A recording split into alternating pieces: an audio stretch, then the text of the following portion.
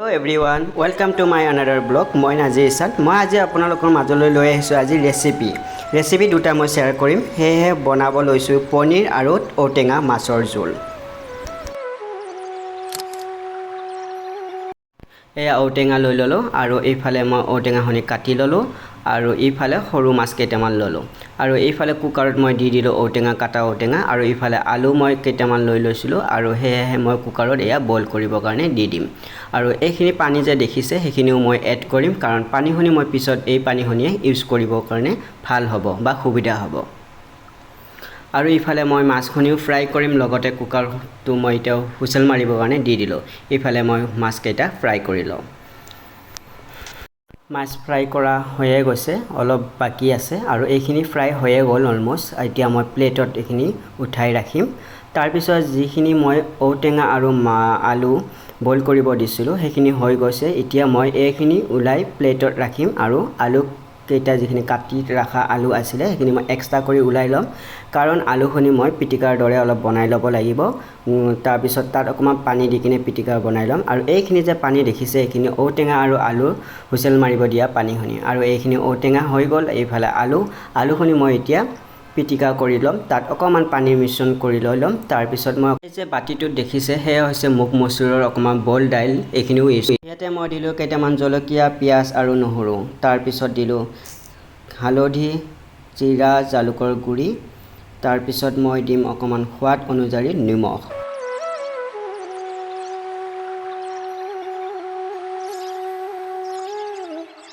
এতিয়া মই দিম ফ্ৰাই কৰি ৰাখা মাছ কেইটা ইয়াতে কেইটামান মাছ দি দিলো আৰু তাৰ পিছত মই অকমান পানীও ইয়াত ইউজ কৰিম কাৰণ অলপমান মাছ কেইটাত যিখিনি মছলা দিছিলো সেইখিনি যিহেতু মিশ্ৰণ হ'ব কাৰণে অলপ পানী অকমান দি দিম কাৰণ পানীখিনি উতলা অহাৰ পিছতে মই আকৌ নতুনকে দিম যিখিনি কাটা ঔটেঙা আছিলে লগত আলু পিটিকাৰ যিখিনি আলু অকমান পানী মিশ্ৰণ কৰি ৰাখিছিলো সেইখিনিও মই এড কৰিম তাৰ পিছত এতিয়া মই এয়া দেখুৱাই দিছো আপোনালোকক দাইল তাৰপিছত এইখিনি পানী তাৰ পিছত এতিয়া দিলো মই ঔটেঙা বইল কৰি থৈ দিয়া ঔটেঙা তাৰ পিছত মই অকমান লৰাই দিম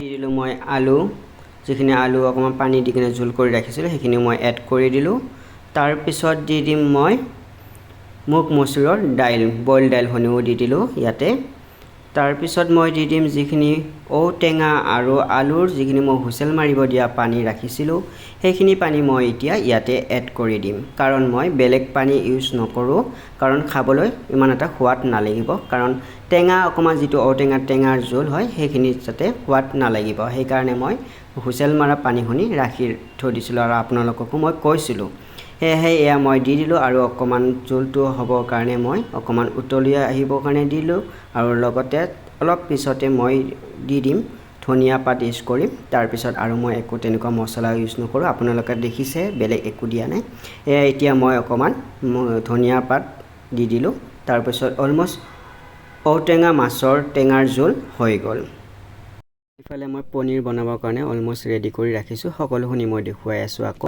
এয়া হৈছে পনীৰ আৰু পিয়াজ বিলাহী কাজু দালচেনি নহৰু আৰু আদা তাৰ পিছত শুকান জলকীয়া আৰু এয়া হৈছে পনীৰ আৰু এইফালে হৈছে বাটাৰ আৰু এয়া হৈছে ঘিউ কাজু কেইটা অকমান থেতিলাই লম কাৰণ গ্ৰাইণ্ডাৰ মেচিনত দিলে হে কি হয় দুখৰা হৈ থাকে সেই কাৰণে মই অকমান থেতিলাই লৈছো ইফালে লৈছো পিয়াজ আদা তাৰ পিছত নহৰু আৰু শুকান জলকীয়া আৰু দালচেনি আৰু এইফালে লৈছো বিলাহী কেইটা কাটি ললো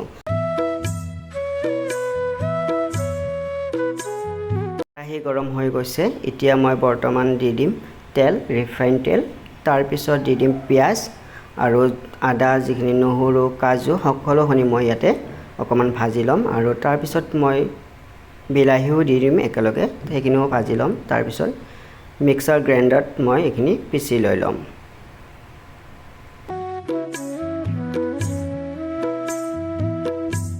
অলৰেডি হৈ গৈছে ৰঙচুৱা এতিয়া মই এইখিনি বাটি এটাত উঠাই ৰাখিম তাৰ পিছত গ্ৰাইণ্ডাৰ মেচিনত মই এইখিনি পিচি লম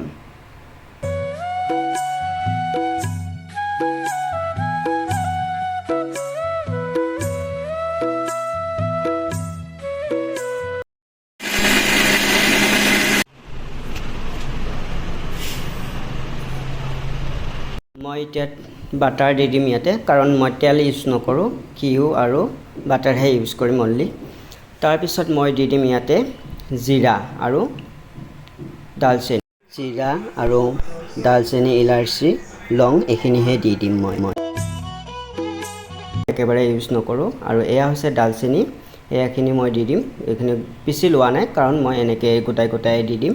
গোটাই দিলে মোৰ ভাল লাগে, সেইকাৰণে দি দিম। তাৰপিছত মই দি দিম যিখিনি মই গ্ৰাইণ্ড কৰি লৈছিলোঁ, এইখিনি বিলাহীৰ পেষ্টটো এইখিনি মই দিম। ইয়াতে দিলোঁ মই জিৰা অকণমান গুড়ি আৰু লগতে দিলোঁ মই জালুকৰ গুড়ি অকণমান। তাৰপিছত দি দিলোঁ মই গ্ৰাইণ্ড কৰি লোৱা যিখিনি আছিলে বিলাহী বা পিঁয়াজ, সেইখিনি মই ইয়াতে মিশ্ৰণ কৰি দি দিলোঁ। এতিয়া মই এইখিনি ভালদৰে অকণমান ভাজি ল'ম। তাৰপিছত অকণমান কালাৰ হ'বৰ কাৰণে মই অকণমান চেনি ইউজ কৰিম। তাৰপিছত চেনি অকণমান দি দিলোঁ। তাৰপিছত সোৱাদ অনুযায়ী অকণমান নিমখ দি দিলোঁ। তাৰপিছত এইখিনি মই অলপ ভাজি ৰাখিম, এতিয়া অলপ টাইম পানী নিদিওঁ। তাৰপিছত এইখিনি শুকান হৈ গৈছে, যিখিনি পানী আছিলে বাতিটো ৰখা, সেইখিনিহে মই আখলি দি দিলোঁ অকণমান পানী। তাৰপিছত এইখিনি মই অকণমান লৰাই ৰাখিম ভালদৰে।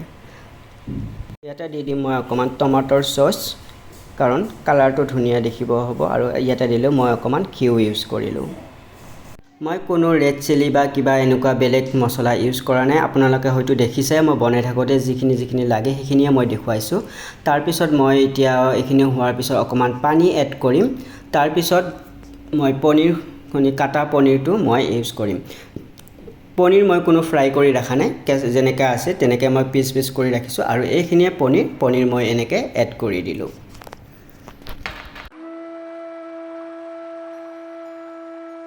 অলমষ্ট হৈ গৈছে পনীৰ। এইখিনি অলপ হোৱাৰ পিছতে মই এতিয়া বন্ধ কৰি দিম গেছটো। আৰু তাৰপিছত মই এনেকৈ বাতিত সজাই কিনে আপোনালোকক অলপ দেখুৱাবলৈ চেষ্টা কৰিছোঁ, চাওকচোন। ইয়াত মই অকণমান ক্ৰীমহে এড কৰিছোঁ, দেখিবৰ কাৰণে ধুনীয়া হ'ব। তাত ওপৰত ধনিয়া পাত দিলোঁ। এই প্লেটত দেখিছে নহয়, খোৱা ৰেডি হৈ গৈছে। ঔটেঙা মাছৰ টেঙা, তাৰপিছত দাইল অকণমান বনাইছিলোঁ, এইটো ভোট জলকীয়া হয়। আৰু তাত অকণমান নেচেৰা আলু ভাজি, আৰু লগত মই বেঙেনা পুৰি পিটিকাও অকণমান বনাইছিলোঁ। এয়া বেঙেনা পিটিকা আৰু নেমু। খাবলৈ কেনেকুৱা হৈছে খাই টেষ্ট কৰি চাওঁ, আৰু আপোনালোকৰ ট্ৰাই কৰিবচোন কেতিয়াবা। আজিলৈ এইখিনিতে শেষ কৰিলোঁ। আৰু আগলৈ নতুন ভিডিঅ' পাবলৈ হ'লে মোৰ চেনেলটো ছাবস্ক্ৰাইব কৰিবলৈ একেবাৰে নাপাহৰিব। বেল আইকনটো প্ৰেছ কৰিবলৈ নাপাহৰিব। Like, comment, share. Thank U.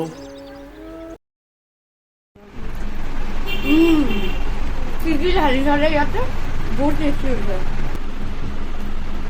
তুমি ৰেচিপিটো শ্বেয়াৰ কৰিছা ন লগত?